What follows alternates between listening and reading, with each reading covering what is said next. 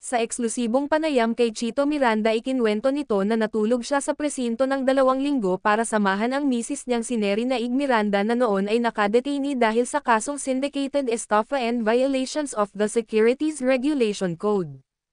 Ani nito, I never left her side. Talagang syempre there were parts that I wasn't allowed to be there with her. I'll be outside lang, dagdag pa niya, so basically I left home, na tumira ako sa police station for the whole duration. That was around 2 weeks.